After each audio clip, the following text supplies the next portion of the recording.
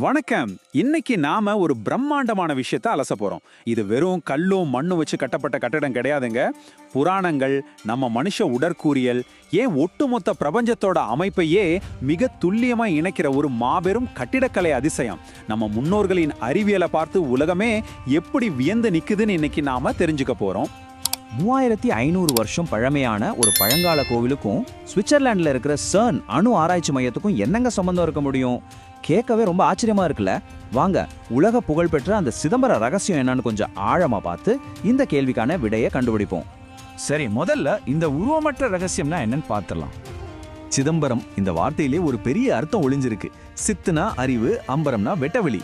அதாவது கடைசியில மனுஷங்கிட்ட மிஞ்சிறது ஒண்ணுமே இல்லைங்கிற பெரிய தத்துவம் இது. மூல நூல்களின்படி சித்திர சபையில இருக்கிற ஒரு சின்ன திரையை விலக்கி பார்த்தா அங்க எந்த உருவமும் இருக்காது. வெறும் வெட்டவெளியில தங்கத்தாலான ஒரு வில்வையிலை மாலை மட்டும் தொங்கும். ஆகாயத்துக்கு ஆரம்பமும் இல்லை, முடிவும் இல்லைன்னு இதை விட எப்படிங்க சிம்பிளா சொல்ல முடியும்? அடுத்து இந்த கோவிலுக்கும் நம்ம உடற்கூறியலுக்கும் உள்ள ஆச்சரியமான தொடர்பை பார்ப்போம். இந்த 51 ஏக்கர் கோவில் சும்மா வழிபாட்டுக்காக மட்டும் கட்டப்படலைங்க. பழங்கால சித்தர்கள் நம்ம மனுஷ உடலையே ஒரு வரைபடமா வச்சு இதை டிசைன் பண்ணிருக்காங்க. இதை கேட்டா நீங்க நிஜமாவே மிரண்டுடுவீங்க. கூரையில இருக்கிற 21,600 தங்க ஓடுகள் ஒரு நாளைக்கு நாம விடுற மூச்சு காற்றின் எண்ணிக்கையை குறிக்குது. அதுல அடிச்சிருக்கிற 72,000 ஆணிகள் நம்ம உடம்புல ஓடுற நாடி நரம்புகளை குறிக்குது. அதோட கோவிலோட 9 வாசல்களும் நம்ம உடம்புல இருக்கிற 9 துவாரங்கள். ஒரு பயாலஜிக்கல் சிஸ்டத்தை எப்படி கட்டிடமா மாத்திருக்காங்க பாருங்க. இதோட முடியலங்க. முக்கிய பகுதியான பொன்னம்பலம் நேரா சென்ட்ரா இல்லாம கொஞ்சம் இடதுபுறமா தள்ளி இருக்கும். ஏன் தெரியுமா? நம்ம இதயம் உடம்புல இடது பக்கம் தானே இருக்கு. அந்த இதயத்தை அடைய, அதாவது பொன்னம்பலத்துக்கு போக நீங்க 5 படிகள் ஏறணும். அந்த 5 படிகளும் சி, வா, யா, நா, மா அப்படிங்கிற 5 எழுத்து பஞ்சாட்சர மந்திரத்தை குறிக்குது. நம்ம உடம்பையும் ஆன்மாவையும் இதை விட சிறப்பா எந்த கட்டிடமும் விளக்கிட முடியாது. இப்போ மனுஷ உடம்புல இருந்து கொஞ்சம் வெளியே வந்து ஒட்டுமொத்த பூமிக்கும் பிரபஞ்சத்துக்கும் இது எப்படி கனெக்ட் ஆகுதுன்னு பார்ப்போம். 79 டிகிரி 41 நிமிடங்கள் கிழக்கு. இந்த தீர்க்க ரேகையில தான் சிதம்பரம் கோவில் கரெக்டா அமைஞ்சிருக்கு. இதுதான் பூமியோட காந்த பூமத்திய ரேகையின் மிக சரியான மையம்னு சொல்றாங்க. எந்த ஒரு மாடர்ன் டெக்னாலஜியும் இல்லாத அந்த காலத்துல பூமியோட காந்த மையத்தை எப்படி இவ்வளவு துல்லியமா கணிச்சாங்கன்னு நினைச்சா உண்மையிலேயே புல்லரிக்குது.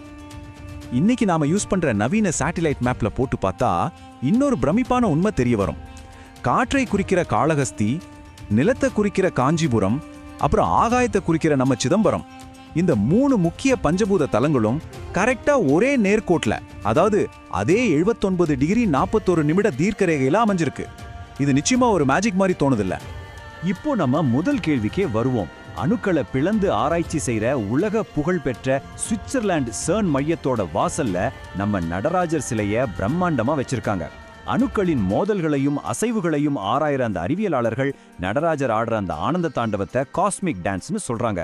அணுக்களின் இயக்கத்துக்கு உலகத்திலேயே இதை விட சிறந்த ஒப்பீடு வேற எதுவுமே இல்லைன்னு அவங்க நம்புறாங்க. இந்த பிரபஞ்ச அறிவியல் கனெக்ஷன் ஒரு பக்கம் இருக்கட்டும், இந்த கோவில் உருவான விதத்தை பத்தின புராண கதைகளும் ரொம்பவே சுவாரஸ்யமானவை. இந்த இடம் இருண்ட தில்லைவனமா இருந்தப்போ மத்தியந்தின முனிவரோட மகனுக்கு ஒரு பெரிய கவலை இருந்துச்சு. விடிஞ்சா வண்டுகள் வந்து பூக்கள்ல இருக்கிற தேனை எடுத்துடும். அதனால வண்டுகள் தீண்டாத தூய்மையான பூக்களை இருட்டிலேயே பறிச்சு சிவனுக்கு படைக்கணும்னு ஆசைப்பட்டார். அதுக்காக சிவபெருமானே அவருக்கு இருட்டுல நல்லா பார்க்குற கண்களையும் மரத்துல வழுக்காம ஏற புலியோட கால்களையும் நகங்களையும் கொடுத்தாருன்னு ஒரு அழகான கதை இருக்கு. இதனாலதான் அவருக்கு வியாக்கிரபாதர், அதாவது புலிக்கால் முனிவர்னு பேர் வந்துச்சு. இங்க இன்னொரு ஆன்மீக ஸ்பெஷாலிட்டியும் இருக்கு. இந்தியாவிலேயே ஒரே இடத்துல நின்னுகிட்டு பிரபஞ்ச நடனமாடுற சிவனையும் பள்ளி கொண்ட கோலத்துல அமைதியா ஓய்வு எடுக்கிற விஷ்ணுவையும் ஒன்னா தரிசிக்கக்கூடிய அபூர்வமான இடம் இதுதான். நடராஜர் சன்னதிக்கு பக்கத்திலேயே 108 திவ்ய தேசங்கள்ல ஒன்னான கோவிந்தராஜ பெருமாள் சன்னதியும் இருக்கு. பல தத்துவங்கள் ஒன்னா சேர்ற ஒரு அற்புதமான இடம் இது. சரி, கடைசியா இந்த பிரம்மாண்டமான கோவிலோட கட்டிடக்கலை அம்சங்களையும் சில மரபுகளையும் பத்தி பார்த்திடலாம். இந்த கோயில்ல சிற்றம்பலம், பொன்னம்பலம், பேரம்பலம், நிறுத்த சபை, ராஜசபைன்னு மொத்தம் 5 பெரிய சபைகள் இருக்கு. இதுல பொன்னம்பலத்துல இருக்கிற 28 தூண்கள் சிவனை வழிபடுற 28 வழிகளையும் ஆகம விதிகளையும் மிகச் சரியா குறிக்குது. இங்க இருக்கிற ஒவ்வொரு தூணும் ஒவ்வொரு தத்துவத்தை பேசுதுங்க. அது மட்டுமா, இந்த மாபெரும் கோவில் வளாகத்தோட 8 திசைகளுக்கும் ஒரு ஆன்மீக செக்யூரிட்டி சிஸ்டம் இருக்கு. 8 திசைகளையும் சாஸ்தாவோட 8 வெவ்வேறு அவதாரங்கள் பாதுகாக்கிறதா வடிவமைச்சிருக்காங்க. வரலாற்றை புரட்டி பார்த்தா பல நூற்றாண்டுகளா நிறைய மன்னர்கள் இந்த கோவிலுக்கு பெரிய அளவுல பங்களிச்சிருக்காங்க. 9ஆம் நூற்றாண்டுல முதலாம் பராந்தக சோழன் தான் அந்த பொற்கூரை அமைச்சாரு. அப்புறம் சுந்தர பாண்டியன் கிழக்கு கோபுரத்தை கட்டினாரு.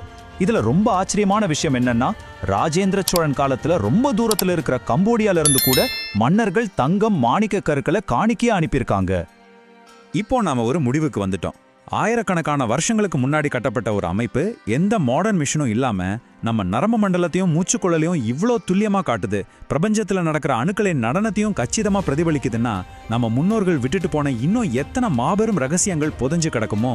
இன்னைக்கு நம்ம தெரிஞ்சுக்கிட்டது ஒரு சின்ன துளிதான். இன்னும் நிறைய தேட வேண்டியிருக்கு.